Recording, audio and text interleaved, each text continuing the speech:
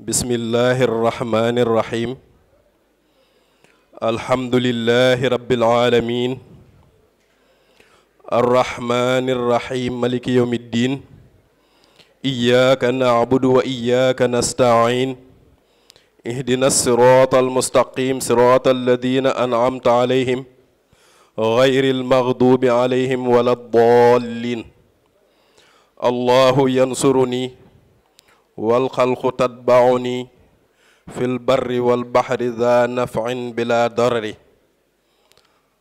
Ce sont des vers du poème de Cheikh Ahmadou Bamba qui signifie Allahu yansuruni, Dieu m'accorde éternellement la victoire. Dieu m'accorde éternellement l'assistance et le soutien. Wal khalqu tatba'uni, et les peuples me suivront.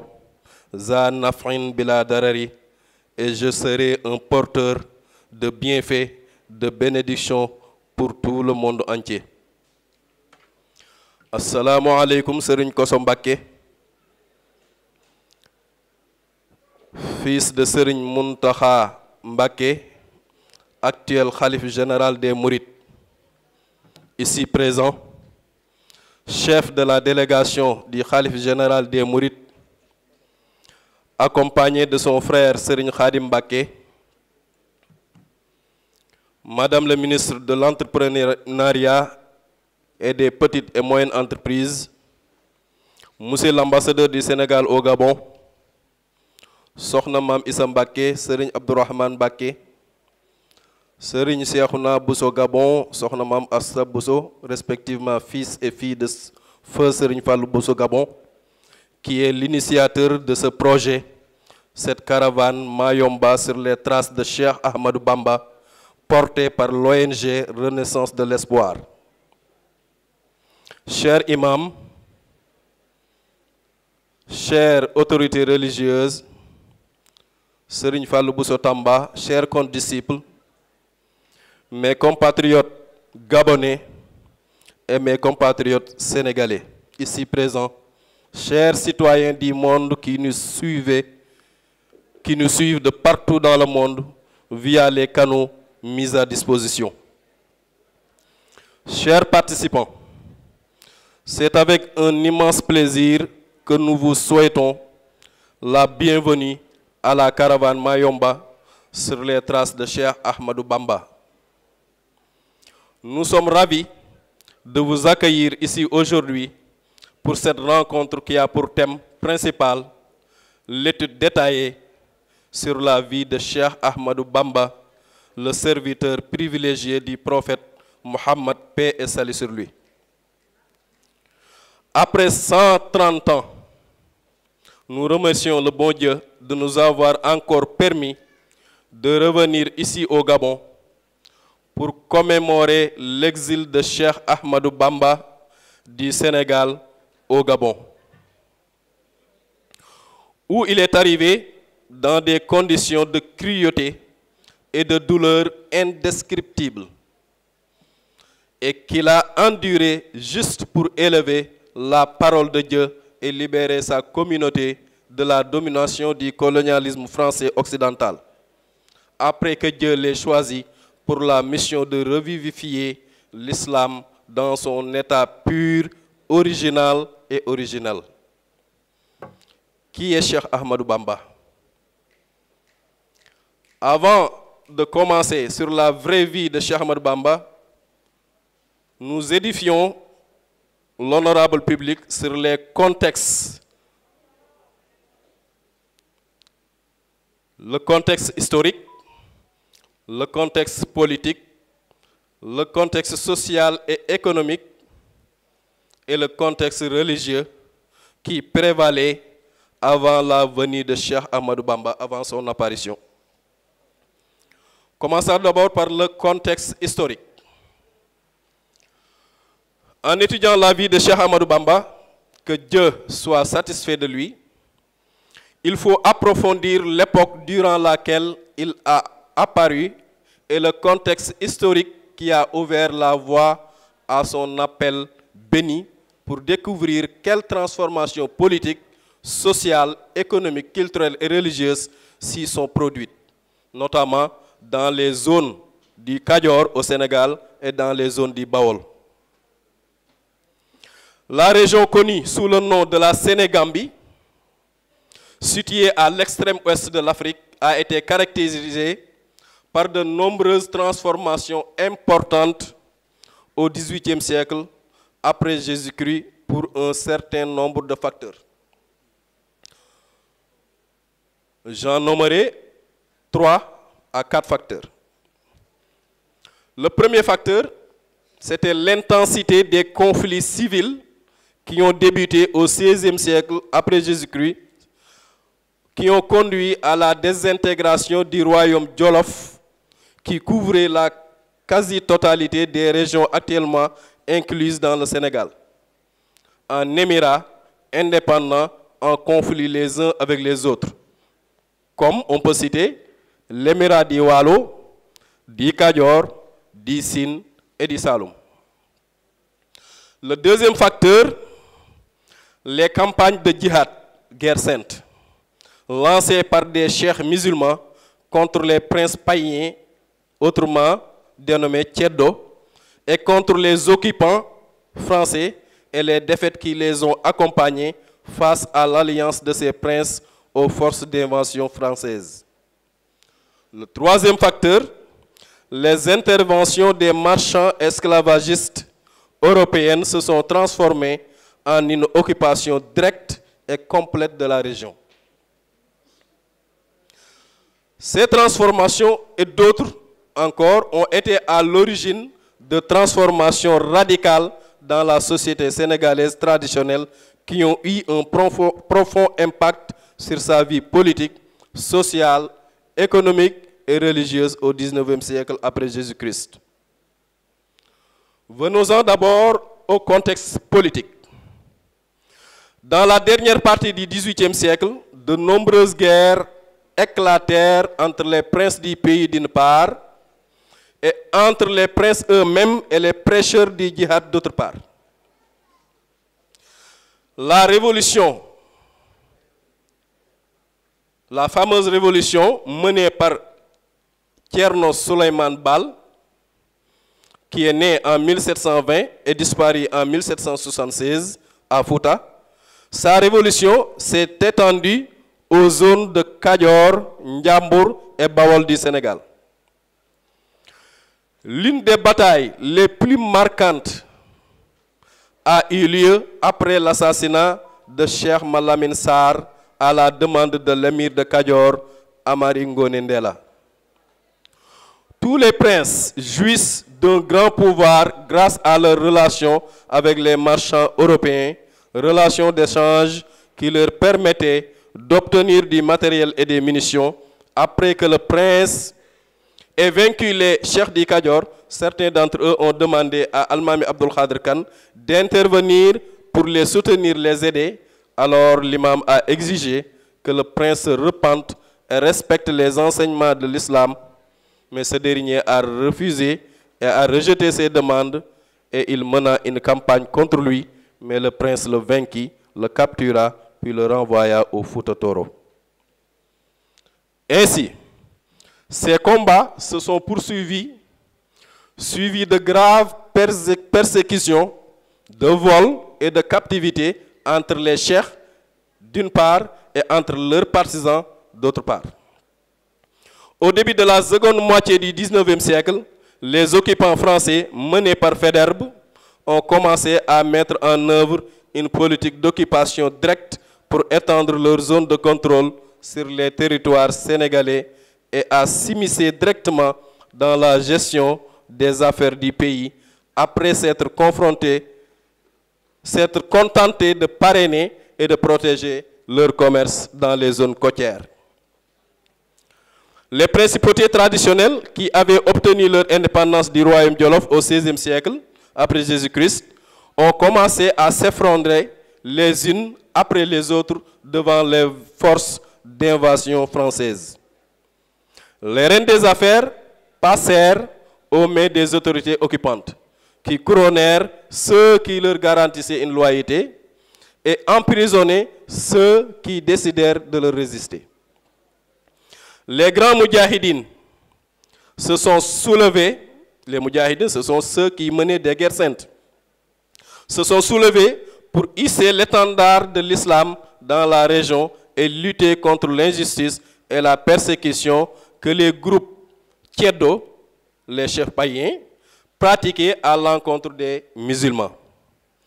Parmi ceux qui ont mené le djihad armé durant cette période figurait Alhaji Omar Foutiyou Tall et l'imam Maba Diakhou Ba, que Dieu soit satisfait d'eux. La famille de Cheikh Ahmadou Bamba, que Dieu soit satisfait de lui, a participé directement au djihad de ce dernier Maba Diakhou Ba. Venons-en au contexte social et économique. Ces transformations politiques ont eu des répercussions sur la vie de la communauté Wolof à laquelle appartenait Cheikh Ahmadou Bamba, que Dieu soit satisfait de lui. Et elles étaient toutes caractérisées par un système de classe composé de la classe Tiédo, qui est composée de princes, d'hommes d'autorité, la classe d'Omo Sokhna, qui est les spécialistes de la religion, qui s'occupent de l'enseignement des sciences islamiques, la classe Badola, qui sont les gens ordinaires. C'était la structure de la société Wolof. Cette structure sociale a connu des changements majeurs dus à l'occupation française, qui a vaincu les Émirats en conflit et retiré le pouvoir aux familles dirigeantes traditionnelles et a contribué à la désintégration de la société traditionnelle prévalant à Kadior et à Bawol du Sénégal. Parmi les facteurs de cette désintégration figure également l'émergence du commerce dans le domaine de la monnaie, des titres et des valeurs, et la facilité des transports et les déplacements constants des agriculteurs de village en village, dans le but seulement de cultiver des arachides, car tout cela a changé la nature des relations entre les individus.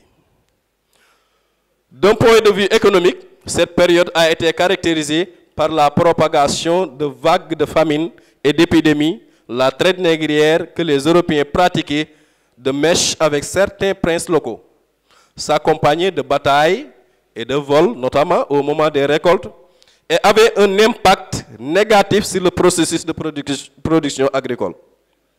Les agriculteurs sénégalais ont beaucoup souffert des cas de vol et d'usurpation de leurs récoltes de céréales en période de famine.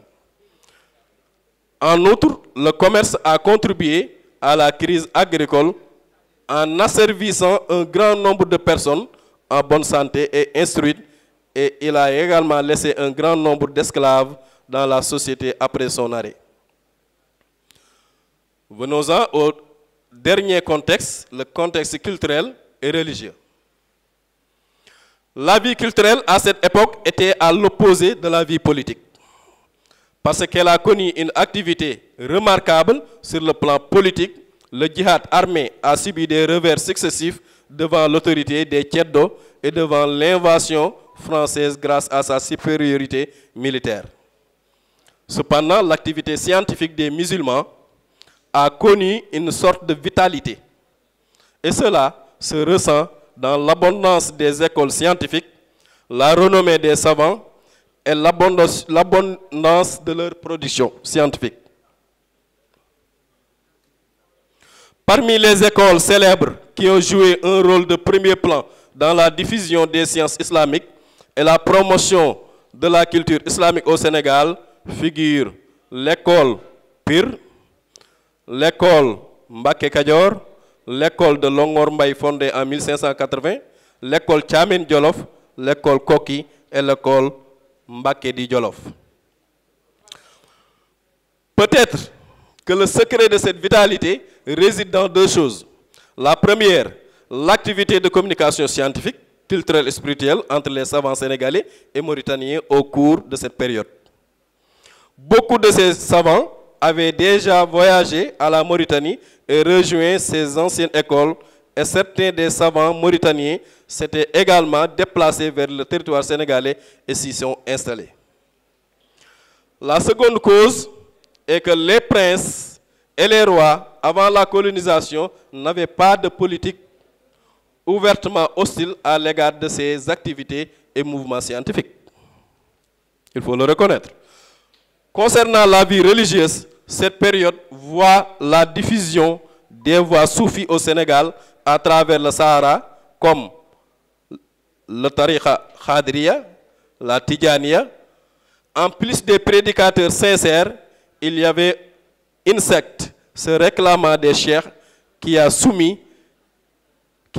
étaient soumis et paresseux, prétendant être pieux et ascétiques, et comploter des stratagèmes pour s'emparer injustement de l'argent des populations. En même temps, l'Église faisait de grands efforts pour évangéliser la population locale. Dans ce contexte historique qui a vu la désintégration de la société wolof traditionnelle, dans laquelle les gens souffraient de l'instabilité et de la sécurité, avec la propagation des famines et des conflits, et la faiblesse de la foi religieuse, et dans laquelle l'occupant français cherchait à imposer sa culture et sa religion, notre vénéré Cheikh Ahmadou Bamba Khadim Rassoul, que Dieu soit satisfait de lui, est apparu et a annoncé son appel béni à la revivification de la voix du prophète, paix et salut sur lui, et a établi sa grande méthode de réforme avec une grande influence qui a été décrite par Cheikh Mouhamadoul Bachir Mbacké, son fils. Cheikh Mouhamadoul Bachir disait une grande fluctuation dans la revivification de la religion et l'émergence d'une grande méthode de réforme d'une ampleur sans précédent ont provoqué l'étonnement dans les cœurs et un choc dans les fondements du leadership. Rappelons d'ailleurs que Seigneur Mouhamadoul Bachir est le père de l'actuel Khalif général des Mourides, Seigneur Mouhamadoul Mountakha Mbacké. Donc, Cheikh Ahmadou Bamba, que Dieu soit satisfait de lui, a lancé son appel avec la permission de son bien-aimé, le prophète Mohammed, sallallahu alayhi wa sallam, paix et salut sur lui. Et les gens sont afflués vers lui et il commença à les éduquer sur le droit chemin et sur le culte du travail. Il leur inculqua l'esprit d'indépendance et d'autonomie. Le colonisateur français voyait en lui une menace pour son projet. Alors, il a été victime d'accusations fabriquées de toutes pièces, puis il a été injustement jugé. C'est ainsi qu'ils ont décidé de l'exiler dans les îles du Gabon pour une période de 7 ans et quelques mois. En réalité, cet exil était pour lui une bénédiction. Comme on dit en arabe, ni'matun fi tayyi niqma. Comme il le mentionne souvent dans ses écrits. Le séjour de Cheikh Ahmadou Bamba, que Dieu soit satisfait de lui au Gabon, est considéré comme une étape importante dans sa vie et dans l'histoire de la Mouridia. Parce que j'évite de mentionner le mot isme, mouridisme, parce que c'est trop péjoratif. Dans cette période, Cheikh Ahmadou Bamba fut soumis à de graves épreuves et à de grandes persécutions de la part des autorités coloniales françaises qui voulaient entraver sa mission de revivification de l'islam dans son état pur, original et originel. Mais Dieu a fait de cet exil une opportunité précieuse pour Cheikh Ahmadou Bamba d'accomplir le service pour lequel il s'est engagé devant le prophète, paix et salut sur lui, un service renfermant d'innombrables bénédictions et des rangs élevés. Cheikh Ahmadou Bamba, parlant de ces abondantes bénédictions et faveurs divines acquises lors de son séjour au Gabon, avait l'habitude de mentionner dans ses innombrables écrits, notamment lorsqu'il était à Libreville, Mayomba et Lambaréné. Dans des vers d'une grande beauté et une marque d'éloquence éblouissante, ce qui est un aperçu du séjour du cheikh dans ces 10 lieux. Le cheikh est arrivé à Libreville le mercredi 13 du mois de Rabi'ul Sani 1313 de l'Hégire, correspondant au matin du 2 octobre 1895, selon le calendrier grégorien. Dès qu'il a posé les pieds sur la terre du Gabon et fait quelques pas, il a prié 2 rakas dans un lieu bien connu ici appelé Malaïka, à la présidence de la République. D'ailleurs, il est descendu de la débarcadère derrière le palais présidentiel pour entrer dans la ville. Puis, il fut transféré au camp des soldats français au centre de la ville, près de l'ancien cimetière, et il y resta quelques mois. Il vivait avec les soldats, mais il se rendait de temps en temps dans un lieu où il était libre de pratiquer son culte. Ce lieu s'appelle Montagne Sainte, où est érigée en ce moment une grande mosquée appelée Mosquée de la Montagne Sainte, construite par un de ses disciples, Cheikh Amar. Que Dieu le soutienne et l'aide dans ses activités. Déjà, ceci montre une victoire éclatante. À Libreville, le cheikh a été victime de crimes brutaux visant à mettre fin à sa vie bénie. D'ailleurs, on a tous les documents, les archives de toute cette histoire. Parmi ces crimes, il y a le fait qu'ils lui ont creusé une fosse, ici à Libreville. Ils y ont allumé un feu et l'y ont jeté de force. Mais Dieu, le Très-Haut, l'a sauvé, tout comme il a sauvé Abraham. Le prophète Abraham, il a été jeté dans le feu par Namrud, le roi Namrud, mais il a été protégé par son Seigneur. Mais ceci entre dans le cadre des miracles. Mais ça ne ressort pas de l'esprit cartésien. C'est un miracle, on y croit ou on n'y croit pas. Mais quand même, c'est documenté et mentionné dans les archives racontées par les histoires bien fondées. Et en cela, Cheikh Ahmadou Bamba lui-même nous raconte. Radama Rabbi ma adwiya afar li darari wasanani anin nafar amman kafar. Mon Seigneur, Cheikh Ahmadou Bamba lui-même dit, mon Seigneur m'a protégé de ce que mon ennemi a creusé pour me faire du mal et m'a protégé des mécréants.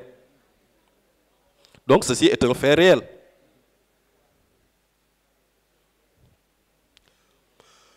Un autre de ces crimes était que les ennemis l'avaient attaché autour d'un arbre, ici aux alentours de la montagne sainte. Rappelons que la montagne sainte, ce lieu, a été fondé en 1888, coïncidant la fondation de la ville sainte de Touba au Sénégal. Il l'avait attaché autour d'un arbre et le chef des soldats avait ordonné à 12 officiers de tirer en même temps sur la personne du cheikh.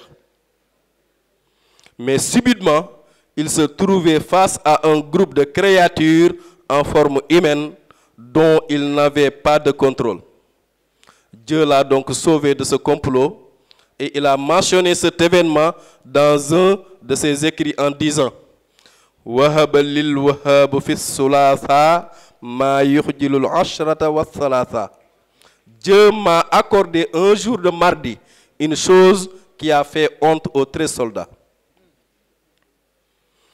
L'une des choses les plus importantes qui se sont produites à Libreville a été l'apparition des gens de Badr. L'apparition des anges de Badr. Rappelons que Badr est la première guerre sainte. Une guerre menée suite à une oppression des mécréants sur la personne du prophète et sur ses compagnons. Donc, ce n'était pas une guerre qui était venue toute seule. Il y avait une cause. Et le beau Dieu, pour soutenir les musulmans, a envoyé les anges.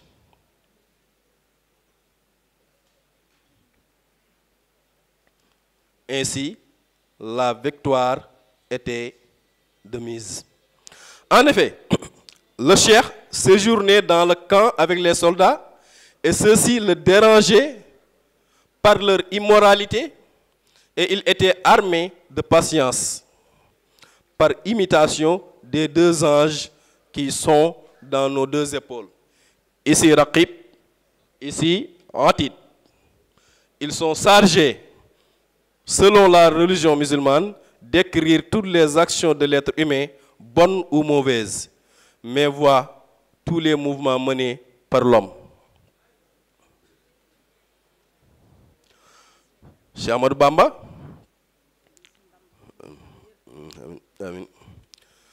a dit dans un de ses poèmes Yassara lil muna lada liber wali man khada li ma ghaba an kulli wali. Tout ce que je voulais, Allah, le bon Dieu, me l'a facilité à Libreville. Dieu qui m'a donné ce que même les grands saints hommes ne parviennent pas à découvrir. Il a mentionné l'histoire des anges de Badr qui lui sont apparus. Après quelques mois passés à Libreville, il a été transféré à Mayumba, ville côtière située au sud du Gabon, dans la province de Nianga, à environ 800 km de Libreville. Étant séparé de sa patrie, de sa famille, des siens et des disciples, suite à un jugement injuste, pour 5 autres années, le cheikh aura dû maintenant affronter réellement l'épreuve de l'exil au vrai sens du terme. L'une des manifestations de la gravité de son épreuve sur cette île réside dans la dureté de la nature de la zone de Mayomba, où règnent de fortes pluies, de l'humidité et des fluctuations climatiques complètement variables, car il était habitué aux conditions de son pays natal et il n'avait rien pour se protéger avec, si ce n'était sa modeste et simple cabane, qu'il a construite lui-même avec les outils disponibles. À côté de la mission catholique, sur la colline surplombant la mer Atlantique et le fleuve Bagnon. Cheikh Ahmadou Bamba resta dans cet état pendant 5 ans, endurant les difficultés de la vie, la solitude de son exil et les mauvais traitements infligés par ses ennemis. Il n'avait d'autre compagnon que son Seigneur, le Maître de l'univers, le prophète, son bien-aimé, paix et salut sur lui, le Saint-Coran, notre référence, et les anges de Badr, dont le messager lui-même avait promis leur soutien, leur aide en cas d'abus grave ou de torture gravissime. À Moyamba, Cheikh Ahmadou Bamba lui-même a lutté avec un effort considérable sans précédent contre son âme charnelle, endurant la faim, la soif. Il écrit dans son livre intitulé Jaza'u Shakour fi Jawabi Abdul Latif en arabe, nous allons le traduire en français. Et sur cette île de Mayamba, mon Seigneur m'a montré tous les défauts de mon âme et m'en a purifié jusqu'à ce que je devienne le serviteur privilégié du prophète paix et salut sur lui, après être devenu un esclave sincère de Dieu. À Mayamba, il a écrit Wa fiha sirtu ka shamsi. Durant ces 5 années passées à Mayamba, je suis devenu comme le soleil. Comme le soleil, en termes d'éclairage, en termes de bénédiction et de bienfaits qu'il nous procure, en termes de hauteur, en termes à n'en pas finir. Donc, il y a quelque chose qui nous lie avec cette ville, avec cette zone, avec ce pays. Donc, explorons-le. Et à Mayamba, il y a eu des événements dont nous mentionnons un événement important qui a été la démolition de sa mosquée. Le cheikh installa devant sa cabane, son taudis ou sa hutte, 4 bâtons de forme carrée face à la Mecque, à la Qibla, pour en faire une mosquée pour lui. Il lançait l'appel à la prière à haute voix et priait seul. Lorsque le commandant est au courant de l'affaire, il s'est rapidement adressé à lui avec colère et a donc ordonné la démolition de la mosquée et le retrait des bâtons. Et lui dit, il n'y a pas de prière ici et il n'y a pas d'islam. Mais nous sommes ici à célébrer l'islam, à se commémorer de son exil ici au Gabon. Donc, il en est sorti victorieux. Mais le cheikh fut resté silencieux. Et un Sénégalais du nom de Yélisei, alors fonctionnaire à Mayamba, les a vus. Il a dit au commandant, pourquoi avez-vous détruit sa mosquée alors qu'elle se trouvait à la porte de sa maison, ne bloquant aucune route ni personne? Le commandant lui répondit, j'ai fait ce que j'ai senti. Il n'y a pas de mosquée ici. Le Sénégalais, Yélisei, lui dit, je dois le rendre tel quel. Et le commandant répondit, ne le rends pas. Alors les gens se sont interposés pour qu'il n'y ait pas de conflit. Ils se disputèrent donc de l'après-midi jusqu'au coucher du soleil. Pendant ce temps, le cheikh en profitait pour écrire un khassida, un poème qu'il a composé des lettres du verset coranique Rabbana akhrijna min al-kharyati zalimi ahluha. Qu'est-ce que dit ce verset? Notre Seigneur, éloigne-nous de cette ville dont les habitants sont des oppresseurs et désigne-nous un assistant venant de toi. Chaque lettre arabe, il en compose un vers sous forme de prière à l'endroit de son Seigneur. Voici le début du poème.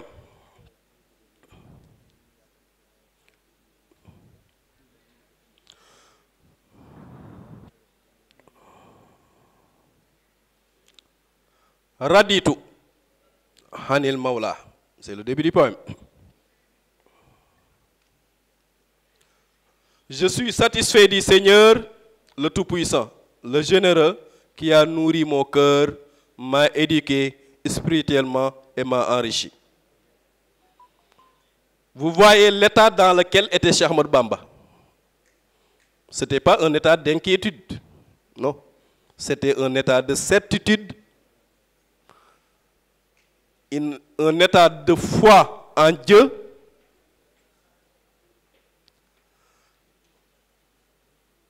et il continue, paix et salut sur lui, sa famille et ses compagnons, et fais de ma mosquée un lieu spacieux. C'était une prière. Automatiquement, il a été informé de l'exaucement de sa prière. Et la voix qui l'informait lui disait, tu verras cette mosquée sous peu, une fois au Sénégal. C'est la mosquée de Diourbel et la grande mosquée de Touba. Et peut-être bientôt la grande mosquée de Cheikh Ahmadou Bamba à Mayomba. Cheikh Ahmadou Bamba écrivait aussi dans un de ses poèmes, à Mayomba, Dieu m'a protégé de ce qui a rendu mon cœur triste. Qu'est-ce qui avait rendu son cœur triste? La démolition de sa mosquée. Dieu m'a protégé de ce qui a rendu mon cœur triste et a élevé très haut les minarets de ma mosquée. Dieu lui avait montré tout, mais ce n'était pas encore réalisé. Mais nous pouvons être des témoins oculaires de ces deux mosquées.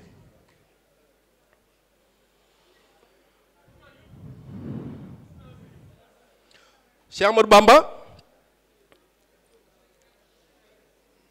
écrit aussi dans un autre khassida en mentionnant le terme Bavili. Bavili, ce sont les habitants de Mayomba. Ilan nabi awsaltu inda Bavili abkara amdahin anarad mahfili. Ilan nabi wajjahtu hinda Bafali xablu bima bihi anara mafali. Lil muntaxa madhi hinda Bafili bima anara watani wa mahfili. Donc Cheikh Ahmadou Bamba lui-même nous raconte son histoire, nous relate les événements importants de son exil béni.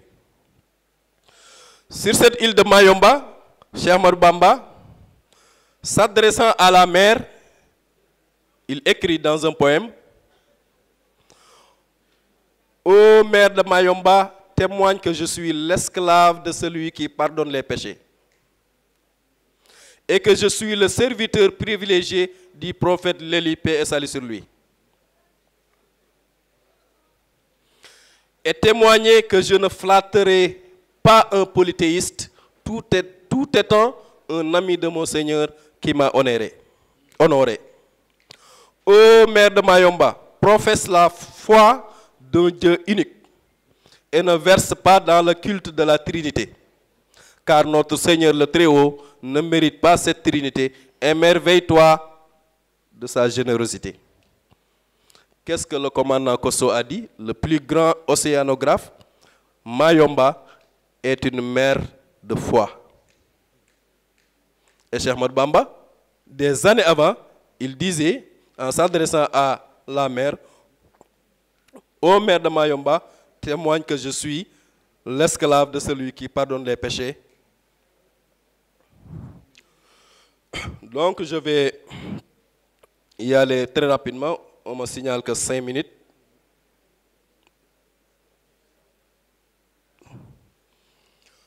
Cette position courageuse et audacieuse de Cheikh Ahmadou Bamba, dans ces circonstances difficiles et horribles face à cet ennemi brutal, représente l'étendue de son monothéisme envers Dieu.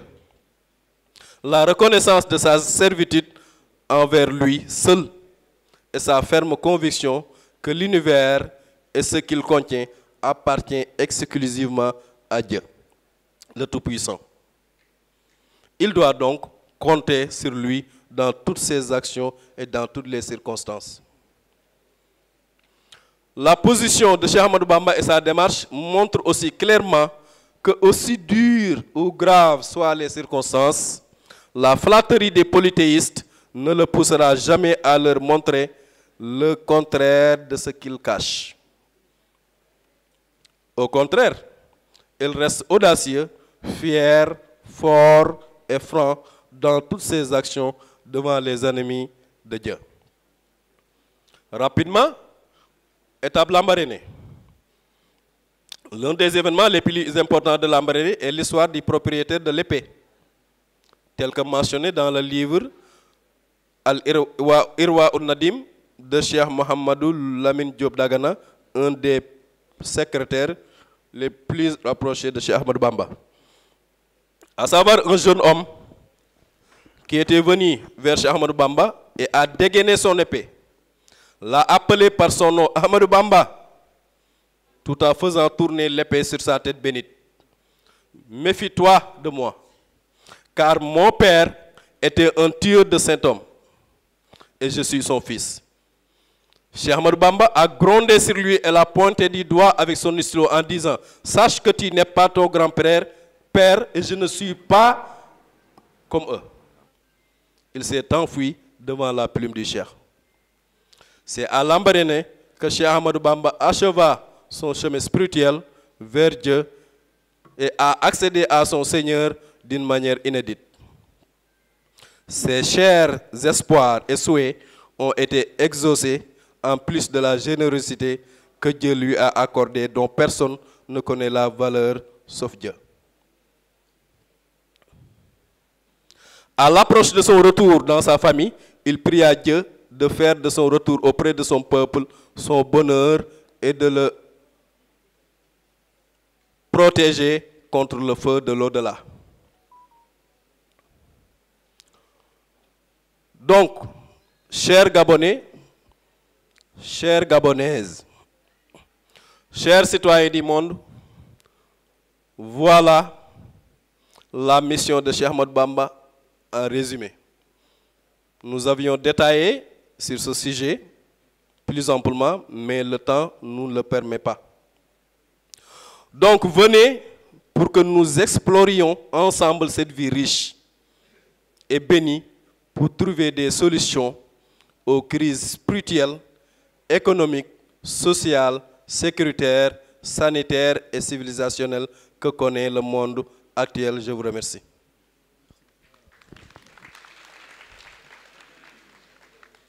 Nos sincères remerciements à Serigne Dame Mbaye qui vient de nous édifier, de nous éclairer notre lanterne sur l'exil de Cheikh Ahmadou Bamba ici au Gabon. Merci encore, Serigne Dame Mbaye, et que Dieu vous garde. Nous allons donner la parole à notre ambassadeur qui va faire un discours de bienvenue à l'endroit de notre ministre des PME et PMI et de l'entrepreneuriat, et à notre guide religieux, Serigne Kosso Mbacké Ibn Serigne Mountakha Mbacké, le khalife général des Mourides, qui est venu honorer de sa présence avec toute une forte délégation venue de Touba. Donc, monsieur l'ambassadeur, vous avez la parole.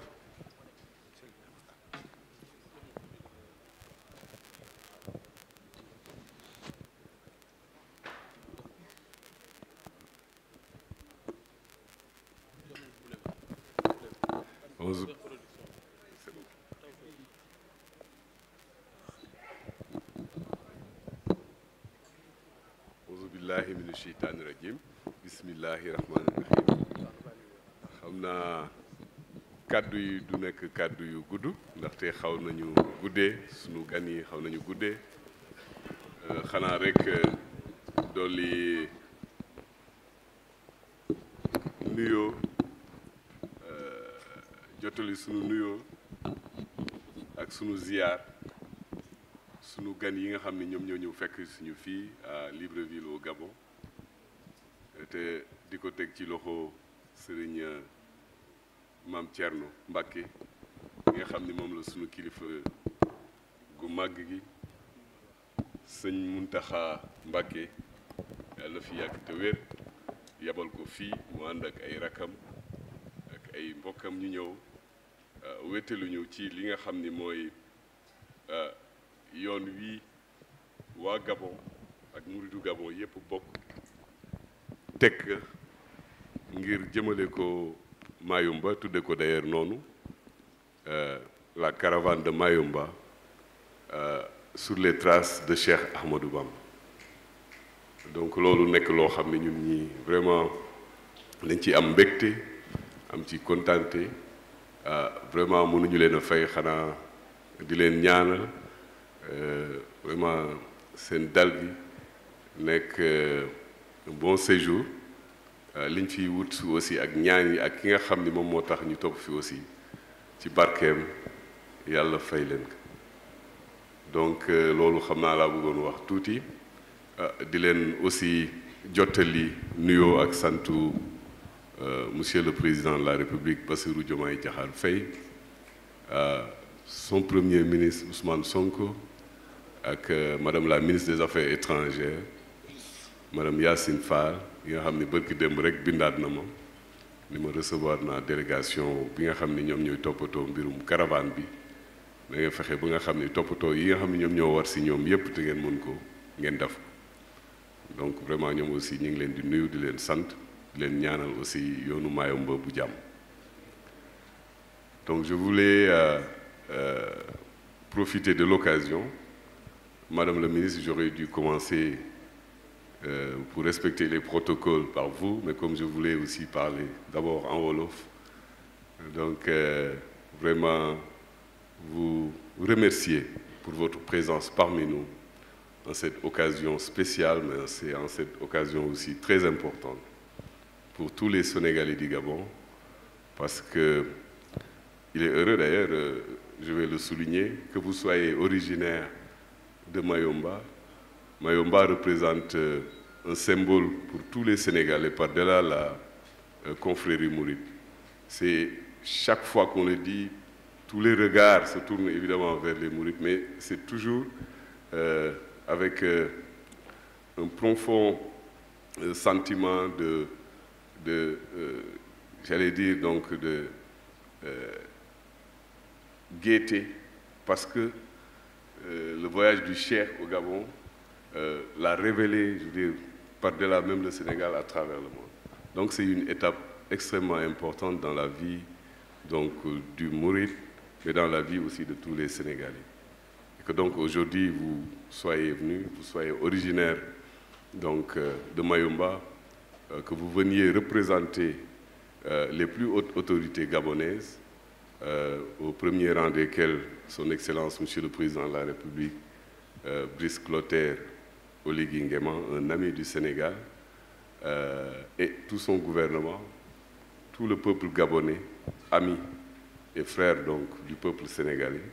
Donc nous vous remercions profondément au nom des plus hautes autorités sénégalaises, au nom aussi de toutes les autorités religieuses, au premier rang desquelles aussi notre guide, notre chef, Serigne Mountakha Mbacké, donc qui aussi pour l'occasion a envoyé son fils aîné ici, Serigne Mame Thierno Mbacké, pour venir diriger donc la procession qui va aller vers Mayumba.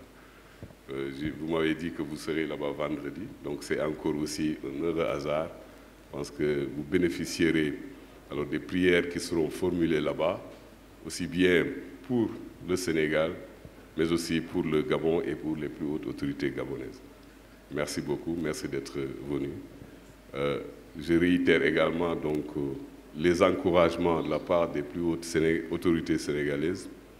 En premier lieu, le président Bassirou Diomaye Faye, son premier ministre, Madame la ministre des Affaires étrangères, qui aussi, pour marquer l'importance qu'ils accordent à cet événement, m'a envoyé un courrier il y a 3 jours pour que l'ambassade aussi, avec ses modestes moyens, puisse accompagner la caravane.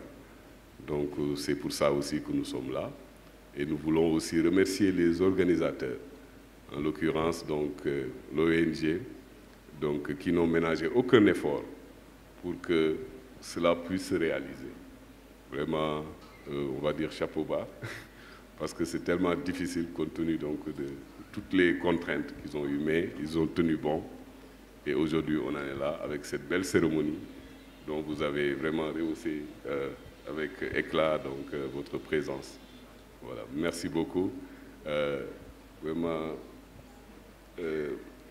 sëñ ñu ngi lay ñaan nga ñaanal ñëpp ñaanal leen ñaanal waa Gabon ñaanal aussi autorités yi ak Sénégal yi nga xam ne ñoom ñoo nekk fii yëpp mi nga xam ni ma may seen ambassadeur aussi di am mbégte chaque fois si ñëpp parce que vraiment fu ñu toll aussi lu baax rek lañ may wax ci Sénégalais yi nekk vraiment, et ça me remplit de fierté. Ça montre aussi qu'ils savent pourquoi ils sont là. Ils sont peut-être même plus ambassadeurs que man mi. Donc vraiment loolu laa ci amoon ci yu gàtt lu may wax di leen dolli di nuyu di ñaan yàlla aussi liñ fi dajale ñu yeggale ko ci jàmm vraiment voilà jërëjëf encore une fois merci.